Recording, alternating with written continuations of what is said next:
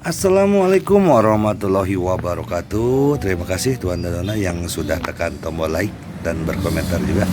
Oke, kita lanjutkan saja ceritanya sambil Bab bawa jalan-jalan si bocil 417. mau Seorang jalan-jalan pengunjung katanya. dari keluarga Yeye Yan tidak terlalu peduli dengan urusan keluarga Huang dan situasi Nyonya Xie. Karena semuanya berjalan sesuai rencananya, hasil ini tidak terduga. Kini, perhatiannya terfokus pada hal lain. Sebelumnya, Ye Yan mendapat informasi dari Huang Tingting. Pesulap Feng Shui yang membantunya adalah seorang lelaki tua, dan dia sangat mengenalnya dan telah melihat keahliannya sendiri. Hanya ada satu orang yang memenuhi syarat ini, Mu Yuan. Tapi bukankah orang tua ini sudah mati? Saudaraku, saya sudah mengetahui apa yang Anda minta untuk saya selidiki. Ada seorang wanita pembersih yang pernah mendengar Huang Tingting memanggilnya Tuan Mu melalui jendela. Kata Zhang Cuksue, Ye Yan ada di sini bersamanya, memberinya pemeriksaan rutin. Dengan kata lain, meskipun luar biasa, orang tua ini belum mati. Ye Yan tampak agak dingin. Metode Feng Shui Warlock sungguh aneh. Ada satu hal lagi yang harus kamu minati, saudaraku. Saat saya menyelidiki tuanmu, saya menemukan bahwa dia sepertinya memiliki hubungan dekat dengan seorang pemuda. Tahukah Anda bahwa itu adalah air? Ye Yan mengangkat alisnya. Zhang Cuksue tidak pamer. Ye Yunfan, tuan muda ketiga dari keluarga Ye di Haicheng. Keluarga Haicheng Ye, sebelum pelelangan, Ye Yan mendapat kabar bahwa seseorang dari keluarga Ye di Haicheng akan datang. Sekarang, mendengar nama Ye Yunfan membuatnya berpikir. Jadi, apakah serangan terhadap diriku dan Xie Jing ada hubungannya dengan keluarga Ye di Haicheng? Saat Ye Yan sedang berpikir, ponselnya tiba-tiba berdering.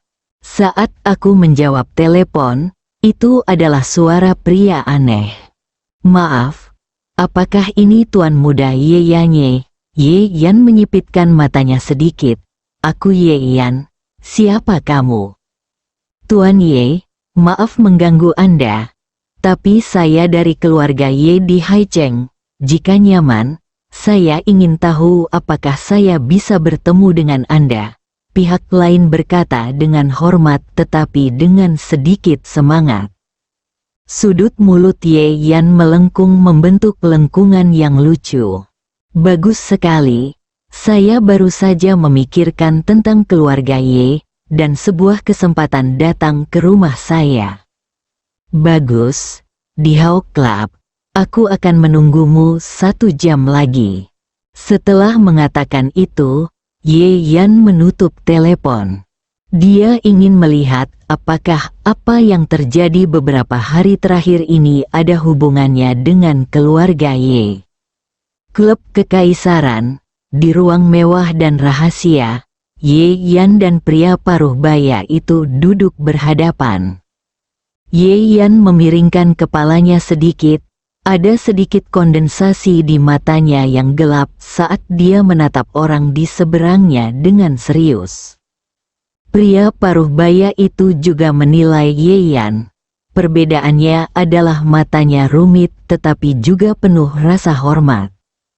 Tuan Ye, halo, saya Ye Fu, kepala pelayan pribadi keluarga Ye di Haicheng. Pria paruh baya itu berbicara lebih dulu, tanpa bertele-tele, dan langsung memperkenalkan dirinya.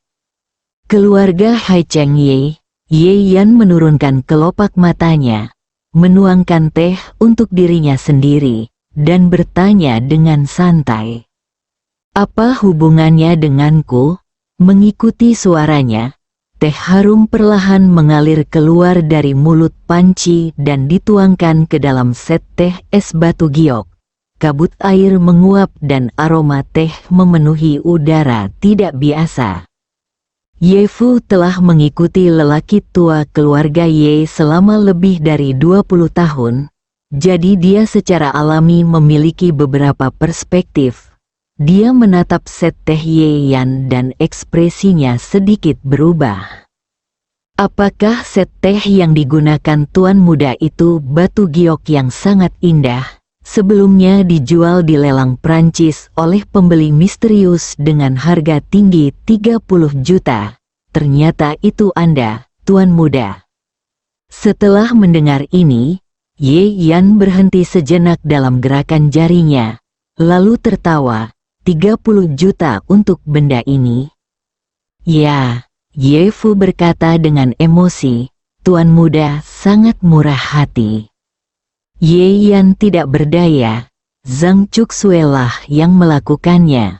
Gadis itu berkata bahwa ketika dia sedang berbelanja, dia melihat satu set teh yang sangat enak. Tetapi dia biasanya tidak minum teh, tetapi dia minum lebih banyak teh, jadi dia memberikannya kepadanya. Melihat ke belakang, dia mengatakannya dengan tenang. Tetapi siapa yang tahu kalau hal ini benar-benar terjadi seperti ini? Lupakan saja, Ye Yan sekarang sudah terbiasa dengan gaya gadis itu. Dia mengambil teh dan terus meminumnya seolah-olah tidak terjadi apa-apa. Saya belum menjawab pertanyaan yang baru saja Anda tanyakan. Apa hubungan keluarga Hai Cheng Ye dengan dia? Ye Fu menarik napas dalam-dalam dan ekspresinya menjadi lebih hormat. Kamu adalah tuan muda. Kamu mungkin tidak tahu banyak tentang pengalaman hidupmu. Faktanya, kamu adalah cucu langsung dari keluarga Ye yang tinggal di luar negeri. Ye Yan mengerutkan keningnya. Cucu, ya. Ye Fu mengangguk dan menjelaskan lebih lanjut, ceritanya panjang. Tapi kami telah menyelidiki dengan cermat latar belakang dan pengalaman Anda dan memastikan bahwa identitas Anda benar-benar benar. Tolong jangan meragukannya. Ye Yan mengerti, ini seharusnya menjadi pengalaman hidup pemilik aslinya. Tinggal di luar negeri, cucu langsung, dan menantu dari keluarga Xie. Jadi, apakah Anda akan mengenali kerabat Anda, memikirkan kembali hal-hal buruk yang dia dan Xie Jing alami beberapa hari yang lalu? Seringai muncul di bibir Ye Yan. Dia memandang Ye Fu dengan santai dan dengan sengaja mencoba. Jadi, karena kamu mengetahui identitasku, kamu datang untuk mengganggu aku dan keluarga Xie? Ye Fu sedikit bingung sejenak. Tuan muda, apa yang Anda bicarakan? Saya baru saja tiba di sini dan belum sempat mengunjungi keluarga Xie. Karena saya tidak ingin terlalu mendadak, saya secara khusus meminta Anda untuk bertemu secara pribadi terlebih dahulu. Jika Anda izinkan saya akan mengunjungi keluarga Xie lagi. Terima kasih. Jika Anda tidak mengizinkannya, maka saya dengan sendirinya akan menuruti perintah Anda. Benarkah? Ye Yan meliriknya dengan tatapan samar. Ye Fu tiba-tiba berdiri dan membungkuk hormat kepada Ye Yan. Tuan muda kedua, mohon jangan meragukan kesetiaan saya. Ye Yan bertanya lagi, Mu Yuan, apakah kamu kenal dia? Ye Fu menggelengkan kepalanya. Aku tidak mengenalmu. Apa? Ye Yan mengangkat sudut mulutnya dan menyeringai. Jadi, apa yang ingin kamu lakukan ketika datang kepadaku? Ye Fu berkata dengan serius. Seperti ini, kakekmu, kepala keluarga Ye, telah mencari keberadaanmu. Baru beberapa waktu yang lalu dia akhirnya mengetahui bahwa kamu digadaikan oleh keluarga Xie. Dia ingin mengatakan, saya menjadi menantu yang melangkah masuk, tetapi setelah jeda, dia merasa agak sulit untuk mengatakannya. Jadi dia mengubah kata-katanya. Orang tua itu merasa bahwa kamu benar-benar menderita karena tinggal di luar selama bertahun-tahun. Dia sakit parah sekarang dan ingin bertemu denganmu. Jika memungkinkan, dia juga ingin menyerahkan keluarga Ye kepadamu. Ye Yan mengangkat matanya dan menatap pengurus rumah tangga yang penuh hormat dan rendah hati di depannya. Jawabannya sudah ada. Karena bukan kamu, itu berarti selain kamu, anggota keluarga Ye lainnya ada di kota Dongling. Sepertinya, seseorang tidak ingin aku kembali. Ye Fu mengikuti Tuan Ye melewati naik turunnya dunia bisnis. Dia sangat pintar sehingga dia langsung menebak apa yang dimaksud Ye Yan. Mungkinkah seseorang membawakanmu masalah atas nama keluarga Ye? Dia membungkuk lagi dengan sangat meminta maaf. Saya pasti akan menyelidiki masalah ini dan memberi Anda penjelasan. Ye Yan meletakkan cangkir teh giok yang sangat indah di tangannya, dengan tatapan tajam di matanya. Bahkan jika kamu tidak memeriksanya, aku akan memeriksanya. Bab 418. Saya masih tidak menyukainya. Tentu saja, hal-hal yang terjadi sebelumnya tidak bisa dilupakan begitu saja. Apakah itu keluarga Ye di Haicheng? Awalnya, dia tidak tertarik. Tetapi karena beberapa orang yang ceroboh mencoba yang terbaik untuk mencegahnya kembali, dia tentu saja harus bertemu dengan orang-orang itu. Kalau begitu Tuan Muda, masalah kembali ke Haicheng ada di pihakmu. Aku setuju. Ye Yan berdiri.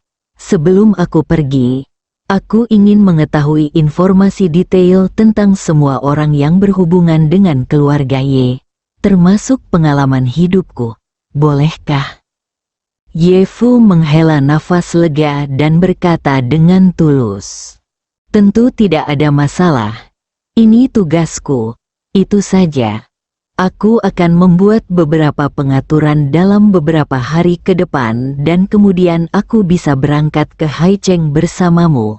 Kami akan berada di sini hari ini. Setelah mengatakan itu, Ye Yan dan Ye Fu mengangguk untuk menunjukkan bahwa mereka tidak dekat atau jauh, dan mereka memimpin dengan meninggalkan kamar pribadi.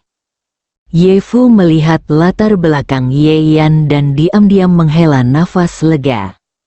Faktanya, dia memiliki perasaan yang samar-samar, meskipun informasi menunjukkan bahwa tuan muda itu tinggal di luar dan menderita.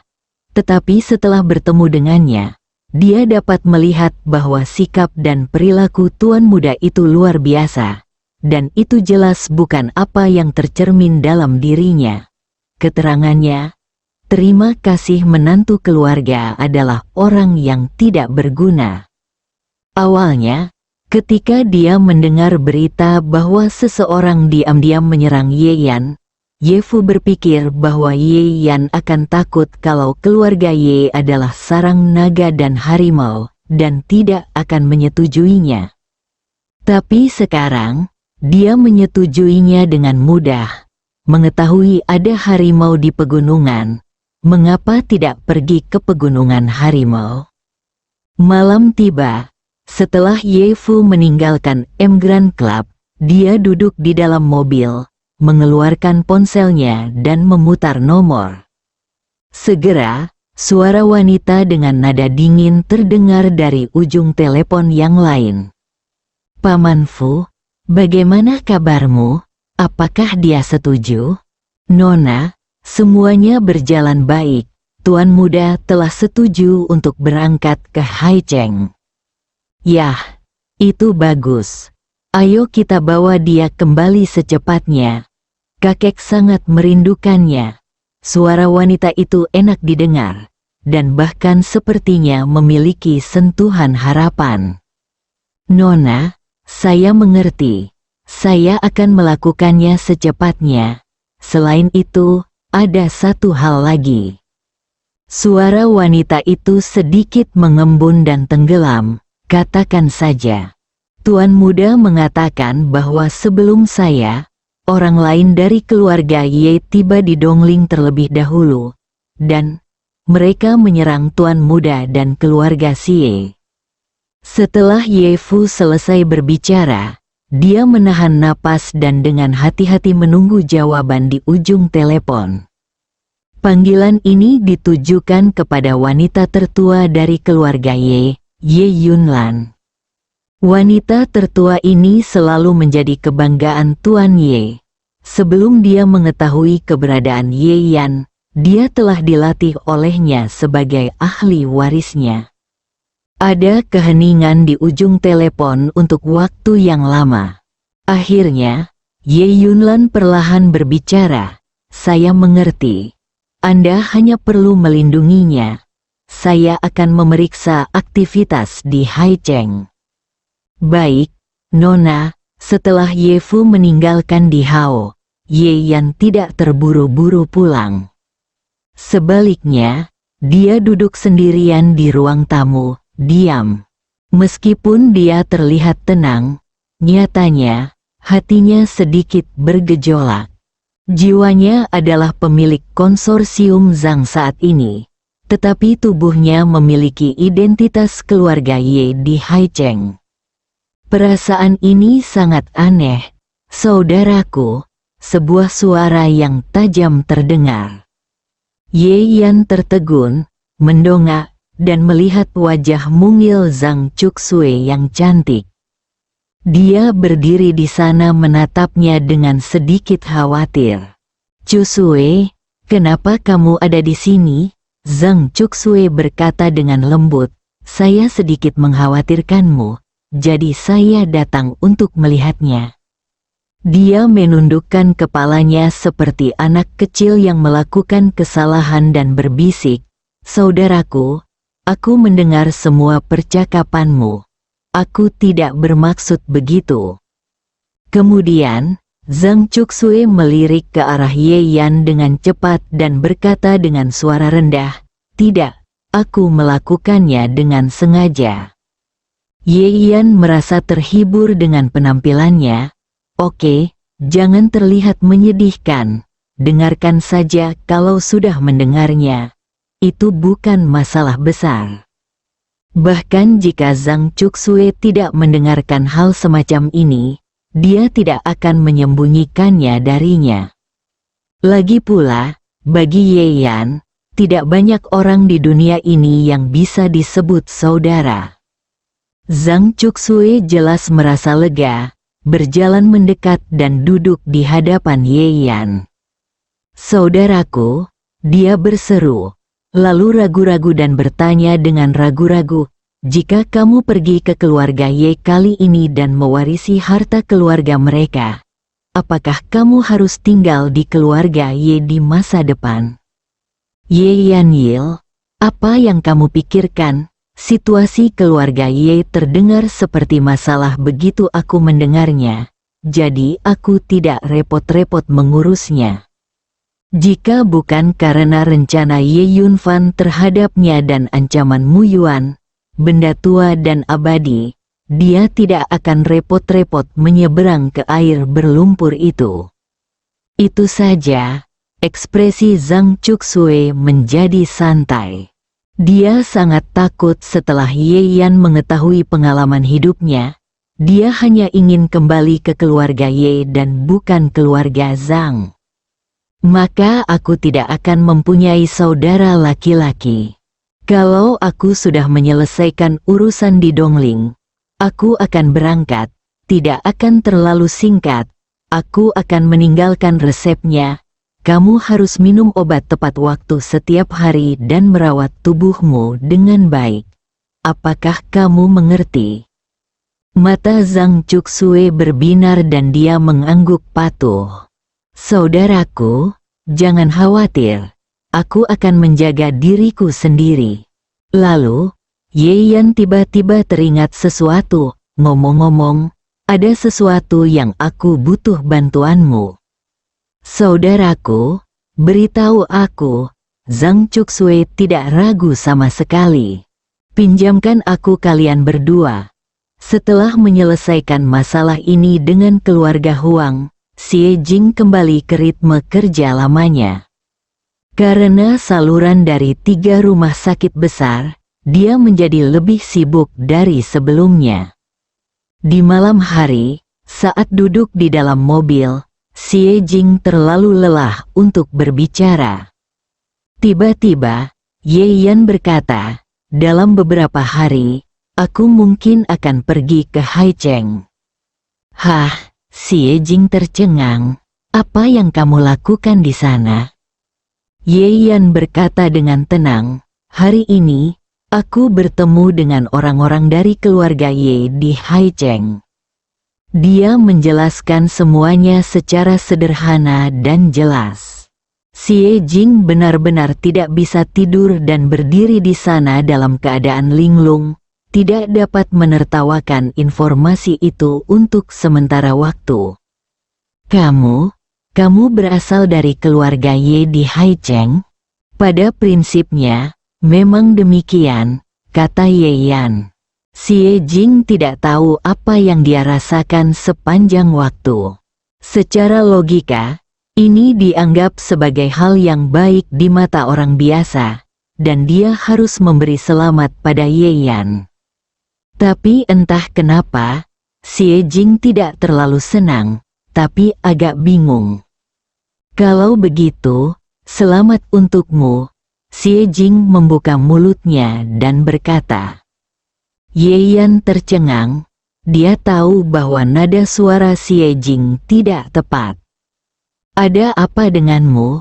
Ye Yan bertanya. "Bukan apa-apa," Xie Jing berkata dengan tenang. "Kali ini kamu memiliki identitas dan status yang selalu kamu inginkan. Bukankah aku harus memberi selamat padamu?" Dia melihat keluar jendela saat dia berbicara. Wajahnya tanpa ekspresi. Lagi pula, keluarga Ye memiliki banyak properti. Kamu bisa mendapatkan banyak uang kali ini. Xie Jing berhenti dan menambahkan dengan suam-suam kuku. Ye Yan tersenyum.